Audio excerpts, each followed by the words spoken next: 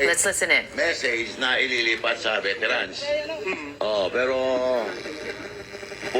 puro fake news yan. Dahil kanina, pagdating ko dito, I was advised by General Marbil that when they will bring the former president to Krame, sa Coster, I will be allowed to accompany him as his legal counsel. Pero they never allowed me to see him when he arrived. Oh, hindi namin nakausap. They told me, yung nakausap ko sila Kanilaw, Ambassador Kanilaw yata ng Interpol, he told me that there is a warrant of arrest, but he never showed it to me. So until now, I have not seen a copy of the warrant of arrest. So it's illegal, siyempre. Well, my assumption is illegal ang arrest. Illegal. Dahil wala pinapakita sa amin. Kung Walang meron sana pinapakita. pinapakita sa akin, that's the legal basis for his arrest. Oh, ngayon, hindi kami pinapapasok. Kaya nga. Oh, anong ibig sabihin nun? Oh, panghaharas. Ha?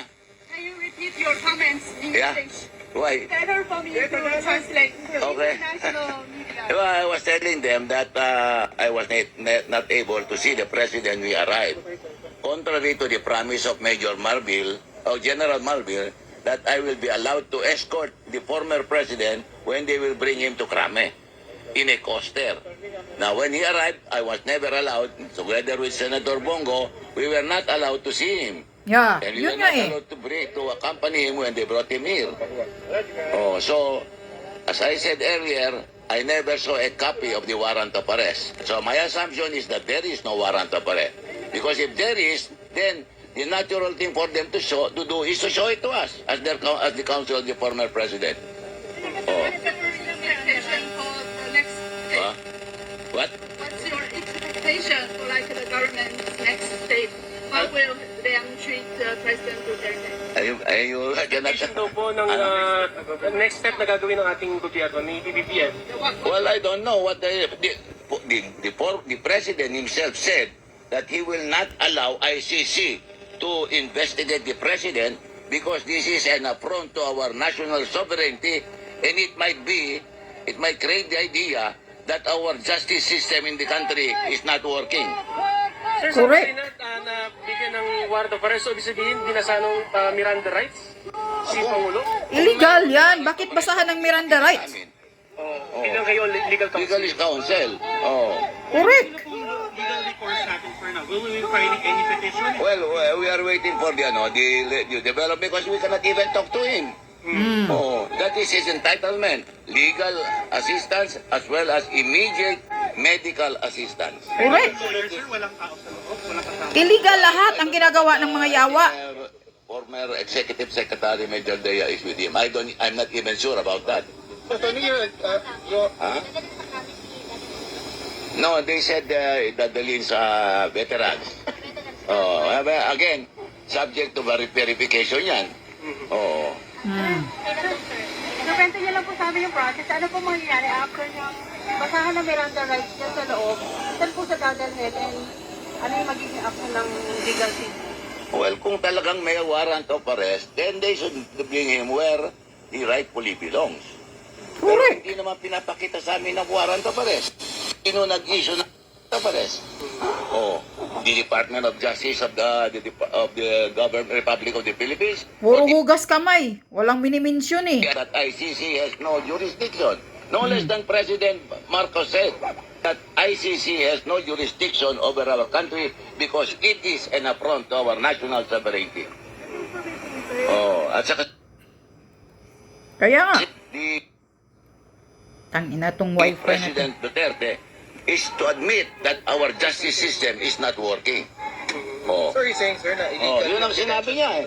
Sir, are you saying na illegal yung detention na? Yes. As far as I Illegal. know, because I did not see the warrant of arrest, the detention is illegal. If Correct. they show me the warrant of arrest, then probably it will be a different position. Harry Roque already nagsasabing illegal. Ayun ang, again, that is message lang yan. We can never be sure about this. Yun ang nag-text sa akin na dadalhin sa veteran. Sa message, Yan, ganyan ang gobyernong bangag kadesperado. Ayun, social call yun. Kumilos na kayo mga suporter, mga taong bayan. Interview to my- Talagang panghaharas na itong ginagawa nila. Yan. Hinaharas talaga nila. Sinusubukan nilang haharasin ang presidente. Ipapakita nila sa taong bayan na kaya nilang harasin tayong lahat.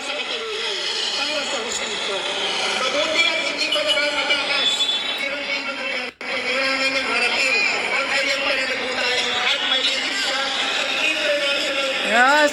Walang warrant of arrest sa International Court. Mga hayop kayo. Wala. Yan ang tandaan ninyo. Walang warrant of arrest. Kaya kung malinis yung pag-detain nila ngayon, paghuli nila kay PRRD, kailangan pinapakita nila yung warrant of arrest. Binabasahan na daw ng Miranda rights. Bakit binabasahan? Kahit nga criminal. Di ba? Pag hinuli ninyo, magtatanong pa kayo sa kriminal, o may abogado ka ba? Manahimik ka? Ganito, ganito? Bakit ngayon, pati abogado, pati doktor ni PRRD, ayaw ninyong papasukin? Talagang illegal. Panghaharas talaga ito. Itong gobyernong bangag, talagang desperado na. Gusto talaga nilang ipapakita sa taong bayan na sila ang mas walang pwedeng makapag-ano sa kanila, makapagtalo sa kanila. At ikaw, Tory, isa kang utosang uto-uto, ang ina ka. Illegal yung ginagawa ninyo. Kung ako yan si PRRD, harasin nyo din sila doon sa loob. Diyos ko po. Kayo, Senator Bongo, wag na kayong magbait-baitan ng salita yan. Yung bruhang babae dyan, na nakaharang sa gate ng airport dyan, na ayaw kayong papasukin, pati doktor at saka mga abogado hindi kayo papasukin, tulak nyo yung babae na yan. Harasin nyo, illegal yan. Sa karapatan ni PRRD na papasukin. Unang-una, ang putang ina na batas, nasa batas yan natin. Pag hinuli ka, kailangan may abogado ka. Tapos, kailangan yung abogado mo nakakita sa iyo kung ano yung mga binabasa sa iyo. Andyan ang abogado mo nakarinig. At tapos pangalawa, kailangan ipapacheck, ipamedical check kanila. Ayan, dumating na mismo. Nagbitbit na mismo si Senator Bongo ng doktor. Kasi si Tatay Diggs is not feeling well. Tapos ayaw pa rin papapasukin nila yung doktor, pati yung abogado. Ano yan? Yan ba ang tama? Sinusunod nyo ba ang batas? Putang ina kayo? Hinaharas nyo Harassment yan. Ipapakita lang nila sa buong mundo na nahuhuli na nila si PRRD. Yun. Tatay Diggs, lumaban ka. Huwag kang mag-ano dyan. Pakita mo yung ano mo. Huwag kang magpabitbit sa mga hinayupak na yan. Tangina na yan. Lahat ang ginagawa na lang yung panghaharas sa atin. Pinapakita nila na lahat tayo, wala na tayong karapatan. Isang paglabag yan sa karapatang pangtao. Wala na tayong karapatan sa sarili natin. Sila na mismo, si Tory na at yung batas na gobyernong bangag na mismo, ang nagpapatakbo sa karapatan natin. Putang ina ninyo. Tang ina kayo. Ganito ang ginagawa ninyo. Hindi nyo kayang gagawin yan. Mangyayari ang dapat mangyayari. Hintayin nyo lang. Putang ina ninyo. Galit at gigil na yung mga Muslim sa mga ginagawa ninyo kay Sara Duterte. Ngayon, dinagdagan nyo pa mga putang ina ninyo. Ikaw, Tory, maraming galit sa'yo. May nabasa akong post na galing sa Muslim, kapatid ng mga Muslim. Baka magsisi ka, Tory. Mayroon akong nabasa na mga galit na mga Muslim. Ginagawa nyo na talaga, sinusubukan nyo talaga. Talagang secret martial itong ginagawa ninyo, hayop kayo, Dahil kahit na mga kriminal dahil mga konting criminal killer yung mamatay tao, pag hinuli ninyo, kailangan may abogado. Kapag binasahan nyo ng Miranda rights, kailangan may abogado sa gilid yung nakarinig. Tapos ipamedical, kailangan may doktor. Bakit ito hindi nyo papapasukin yung doktor ni PRRD at saka yung mga abogado niya? Di mga kupal kayo, mga hinayupa kayo, panghaharas tong ginagawa ninyo. Dahil yung isang Isang abogado nagsasabi na, dalawang abogado dyan, pinupost ko. Nagsasabi na walang warrant of arrest na galing sa ICC. Putang ina ninyo, mga mainstream media kayo. Titingnan ninyo, mag-research kayo. Huwag kayong magpapalabas ng ganitong mga issue, mga putang ina ninyo. Walang warrant of arrest na galing sa ICC. At saka wala din daw notice, na red notice na galing sa Interpol. Kagagawan daw yan dito ng gobyerno natin, ang putang inang gobyernong bangag. Ginagawa nila ito kasi si PRRD sikat. Maraming nagmamahal, maraming supporters, divert na naman nila yung issue ngayon. Dahil ang akala nila, pag ginagawa nila ito, na ipapadetain si PRRD, ma-divert na yung issue, na yung pagnanakaw nila sa illegal na budget ng 2025, yung lahat ng korupsyon nila, makakalimutan ng taong bayan. Nagkakamali kayo. Hindi namin makakalimutan yung mga pagnanakaw na ginawa ninyo. Yung korupsyon, yung flood control na ilang bilyones, 1.4 billion araw-araw, nasaan ang pera? Yun ang unprogrammed funds ninyo. Yung pera ng PhilHealth na 90 billion na ninakaw ninyo, nasaan ninyo nililipat? Kaya yun ang ginagawa nila. Kailangan ma-detain si PRRD para yung issue malipat, ma-focus sa mga Duterte. Yun ang ginagawa ng putang inang bangag to. Diversionary tactic itong panghaharas ginagawa nila kay PRRD. Kaya kayo mga taong bayan, wag na kayong magpapaloko.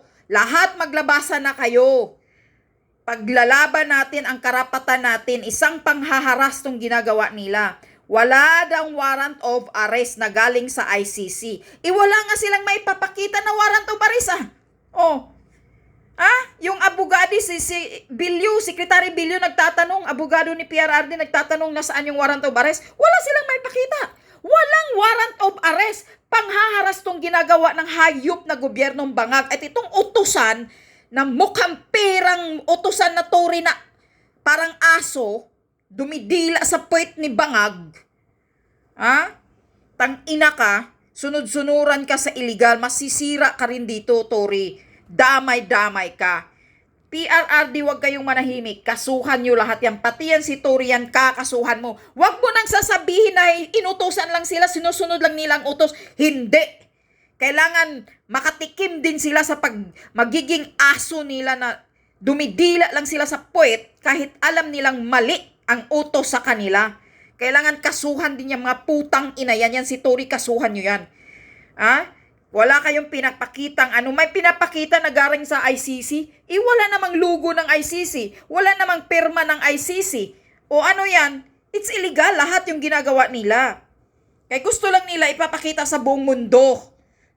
Ganito na po ang gobyerno natin. Haharasin na tayong lahat. Wala na po tayong karapatan sa sarili natin. Kayong mga utosan dyan, huwag niyong sasabihin na utos-utos lang. Sasabihin niyo putang ina kayo, sasabihin niyo sino ang nag-utos na demonyo. I-mention niyo yung pangalan. Bakit takot kayo? Takot kayong i-mention yung pangalan ng nag-utos sa inyo? Putang ina ninyo. Mga walang hiya kayo. Gobyernong bangag. Ikaw, Marcos Jr., magpa-hair follicle drug test ka na, isang addictos ka. Yung video mo na nagsinghot ka ng polboron, authenticated sa Amerika. It's authenticated that you are singhotin the illegal drugs. Tang-ina ka, magpa-hair follicle ka. Kaya yan ang pilit nilang tinatakpan ngayon, na gusto nilang haharasin ang mga Duterte dahil gusto nilang pagtakpan ang kapalpakan ni Marcos Adictos Bangag na gobyerno. Yang asawa mo ngayon, si Lisa Butod, ayon nandoon sa Amerika, di ba? Nandoon sa Los Angeles. Anong nangyayari? Sana hindi na makauwi yung asawa mong putang inang demonyetang Butod. Dahil yung kasamahan daw niya doon, pagpunta niya ng Amerika ngayon, namatay daw. Nasa Amerika, namatay. Ngayon is under investigation lahat sila doon, mga kasamahan. Namatay kasi yung balita, sabi ni Maharlika, na overdose daw sa polboron, sa pagsinghot ng polboron, na overdose daw. Yun ang sabi ni Maharlika. Mayroong nagbigay kang Maharlika ng information. Namatay sa Amerika, kaya ngayon litong-lito na si Lisa Butod dahil hindi sila maka-uwi. Dahil 7 days muna, namatay daw yung tao, yung kasamahan niya na bata pa daw yun, hindi daw nila dinideclared na patay na. 7 days, hinihintay nilang 7 days muna bago sila nag-report na namatay yung kasamahan nila. Kaya is suspicious ang batas ng mga Amerika ngayon, inimbestigahan. Kaya kamot olo, si Lisa Butod, kinarma ka na, animal ka, adiktos ka na, demonya ka, na babae ka, hindi na yan mapagkait dahil mismo si Cathy Binag nagpasabog na binigyan siya ni Lisa Butod kung gusto siyang suminghot. Mismo si Cathy Binag, witness na mga adiktos ang pamilyang Marcos, itong asawa niya.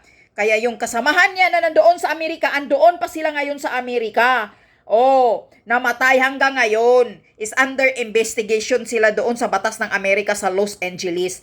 Kaya ngayon, ganito ang ginagawa nila kay PRRD para pagtakpan ang isyu. Para gusto na naman nilang linlangin ang taong bayan. Gusto na naman nila pagtakpan yung nangyayaring ginagawa ni Lisa Butod sa Amerika na na-overdose daw ng polboron yung kasamahan niya. At 7 days muna, pinabayaan mo na nilang natigok ng 7 days bago nila ni-report na may namatay silang kasamahan. Kaya ngayon, inimbestigahan na sila sa Amerika. Kaya si Lisa Butod, sana makulong ka dyan sa Amerika at putang ina ka. Mga hayop kayo. Kaya ganito ang ginagawa nilang pasabog dito sa Pilipinas para maka-diversionary tactic sila. Ma-focus yung atensyon ng taong bayan. Si Duterte hinuli na illegal ang paghuri, panghaharas ng mga hayop na gobyernong bangag na to na walang kwinta, inotel. Humanda ka, Marcos Bangag. Pagkatapos ng term mo, sunod-sunod yung kaso sa'yo. Sa ginagawa mong ganito, tang ina ka.